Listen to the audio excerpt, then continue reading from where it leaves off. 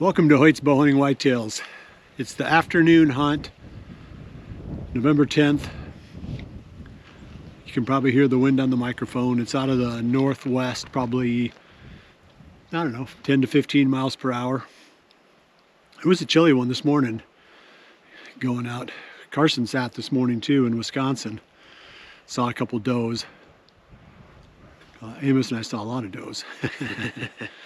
We're gonna go up the valley now, past the scrape tree, hook a left, and then go up that little draw. Takes us past the pond and that redneck blind that we pulled in next to it. We're gonna go above that another 150 yards to that tree stand, up towards the top of the ridge. And I think that's a good spot for this northwest wind. I mean, I think anything cruising that whole ridge, we should get a chance to see it. We're between a couple of different bedding areas there, so you know it's a little bit of a crapshoot at this stage in the rut because you don't really know how many bucks are left out there. There's going to be a few that haven't got a doe. You know, most of the bucks have bred probably at least one, maybe even some bucks, 2 does by now. But you know, there's enough does in estrus that it gets a little bit tougher now. But they're not in total lockdown, so I think we should hopefully see some action, and maybe it'll be the right buck. The one that we're hunting with the forked brows, he was out in daylight yesterday on the camera, on the stealth cam up there. I got a revolver on that old unreliable food plot. So he was out there at 8 o'clock in the morning. We're not gonna hunt there right now. It's just the entry getting in there is just gonna be a little bit fickle, I think, for this time of the day, for us to get in there now and fight all the way up that bluff and then sit for a couple hours and then come out. We're gonna wait and go in there tomorrow. The buck that we called the big non-typical, or the old non-typical, the one that Carson had the sheds to, I think he showed up also finally, but he looks like he got smaller. Unfortunately. Yeah, you know, hopefully he'll come by. He's up in that general area, so if he's back on the farm, there's some chance that he'll come by. I'll definitely shoot him. I don't care if he scores 110. Yeah. You know, we got enough history with that deer. I'd love to shoot that buck.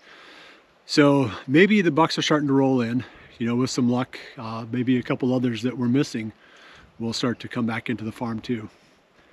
This is going to be a good spot to find out. So let's go give it a try, Carson. Hoyt's Bowhunting Whitetails is brought to you by Redneck Blinds, Code of Silence Apparel, the Hunt Stand app, Whitetail Institute, research equals results, B3 Archery, Muddy Outdoors tree stands, Stealth Cam trail cameras, My Outdoor TV, and Hoyt.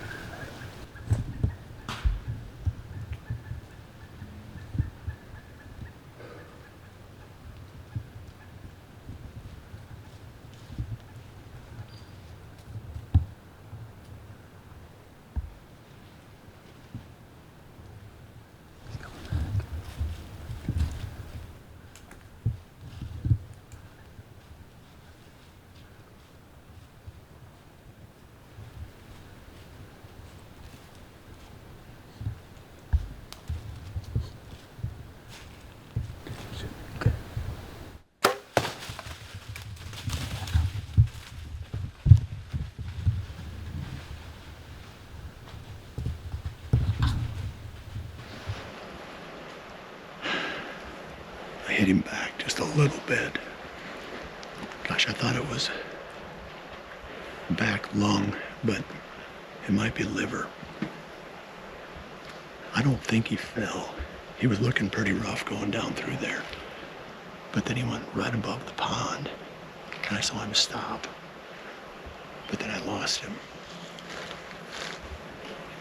That was one of the bucks we came in here for. That was that real big-bodied buck that was coming out on that food plot up on top.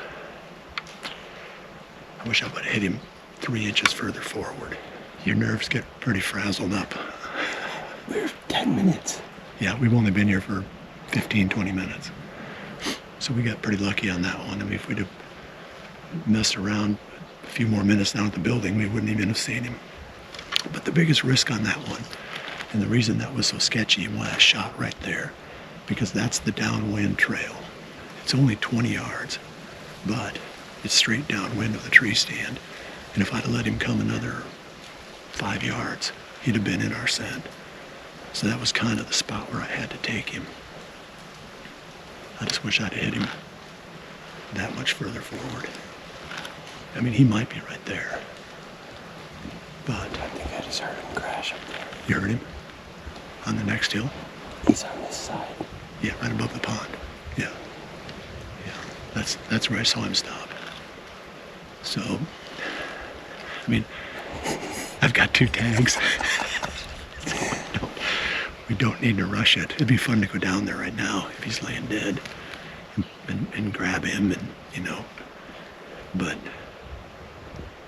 I'm not going to go after him until the end of legal shooting time. We'll keep hunting. I mean, who knows? I mean, we've had a couple of bad years. Maybe we'll have one really, really good day. So far, so good. That was awesome. That was really cool. That was classic. That was classic rut. Classic rut. The way he was cruising along that side hill trail. We should have had the stand probably below that trail. Then that wouldn't have been nearly as sketchy, like where he was going to hit our scent. So we checked the scent when we first got here. We checked the wind. It was blowing right down that valley. And he was about, like I said, 5 yards from being right in our scent cone.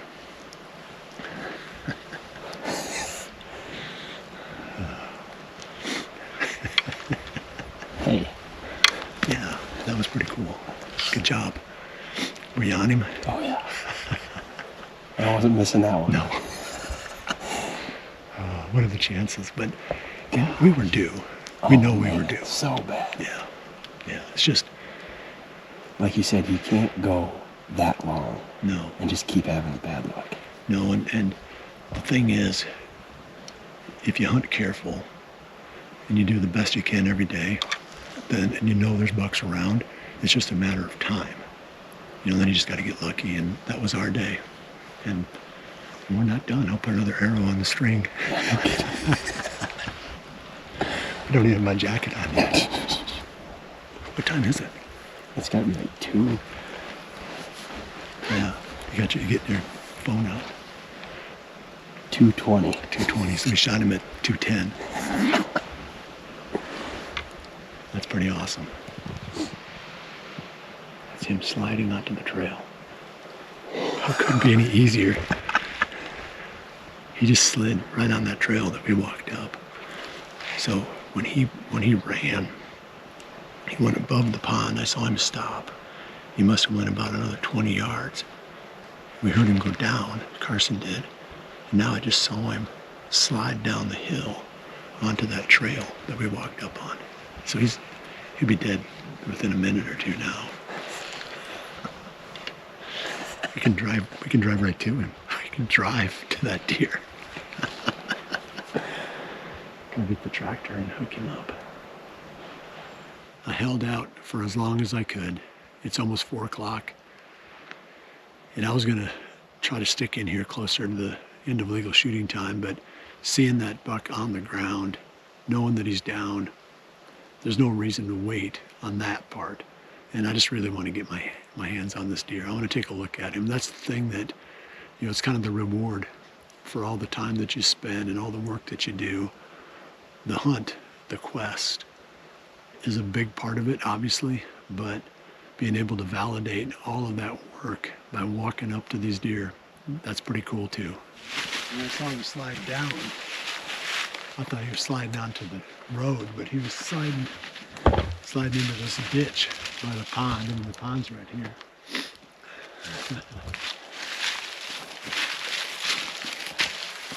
They always find nasty spots to die.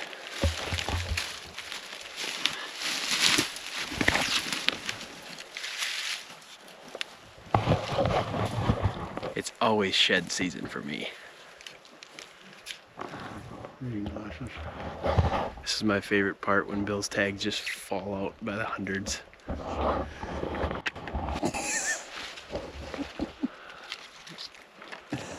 Great wide bow, a muzzle loader, landowner, special landowner 86. That's the one. I was talking about broadheads, and I used to shoot mechanical broadheads exclusively because they were so accurate, but this buck I shot with the fixed blade. It was the B3 Destruct. This small diameter, very small blade, so it flies real accurately, penetrates really well. This buck was quartering toward me. I hit him right behind the shoulder, and it penetrated the whole deer and was laying on the ground. So I can't say anything negative about fixed blade broadheads when they fly that well and perform that well. It's kind of funny that it's been so long since I killed a buck that I forgot what we do after we shoot them. Normally we film an interview when the deer's on the ground, talking about a little bit of the history of the hunt for that animal, maybe how things went down during the hunt. We were so out of practice that we just recovered the deer. I gutted him and we brought him out. So we pulled him back out today. It's been really cool temperature wise, so we had him hanging, and we're gonna do that part of it now rather than what we should have done yesterday evening. So let's go back, take a look at this buck real quick. I don't know that we can find him from last year on the farm. I don't know that he was here. I can't say for sure, but he doesn't jump out at us. He showed up sometime, I think in late October, maybe early November, on some of the cameras. And right away we could see that he was a mature deer based on his body size, the shape of his head. Shouldn't say his body size, his body shape and the shape of his head. And it's pretty comical in some ways because he looks like a bull, like an Angus bull in some of these trail cam pictures. And then, we saw him coming in, we recognized him right away as that same deer. Fully mature buck, that's what we're after on the farm. I shot the deer, we went to recover him, and it's like, wow, he's a lot smaller in body, like overall body weight and body size, not shape. He's just a small, mature buck. It'd be like, people are like that too. Some people are big and some people are not as big, but they're still the same age. So anyway, his antlers didn't look as big on the ground as what they did when he was walking around carrying them on his head. But it doesn't really matter. That's not why we shot the buck. We shot the buck because of his age, and that's the goal on this farm. That setup was a stand that we put up back in mid-October. We went in there with the redneck blind, put it on the water hole, put the stand up about 150 yards above it, partway up the ridge, with this exact pattern in mind, that during the rut, the bucks are going to contour around those draws, going from one bedding area to another bedding area. And that's exactly what he did. I'm sure he was coming off the point to the north, circling through here, and then heading to the point, the ridgetop point to our right, which would have been to the south. So he was doing what they're supposed to do, came right past mid-afternoon. If we'd have got there 15 minutes later, we'd have met him on the trail, because we had to cross that trail on the way up to the stand. And that was a little bit sketchy, that setup, because the wind was blowing down the hill, which you're kind of hoping it blows over their heads, but you don't know if it necessarily will. And when we approached that stand, we approached it by walking across the trail, right in the shooting lane. So we tried to make sure that if the deer hit our scent on the ground, that it was going to be in the shooting lane. And he didn't get to that. I didn't wait long enough for him to get to the spot where we crossed that trail on the way in, nor to get to where I thought our scent was going to be blowing, but it was close.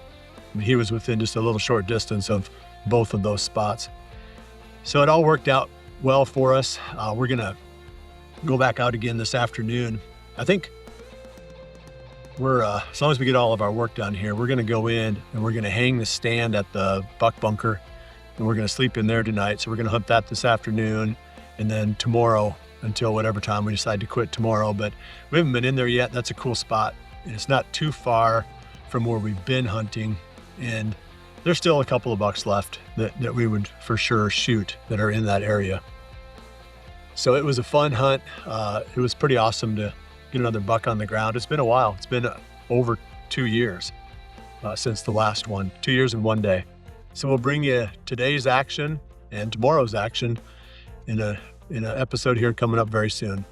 Well, I appreciate you joining me. See you right back here again soon for the next episode of Hoyt's Bowhunting Whitetails.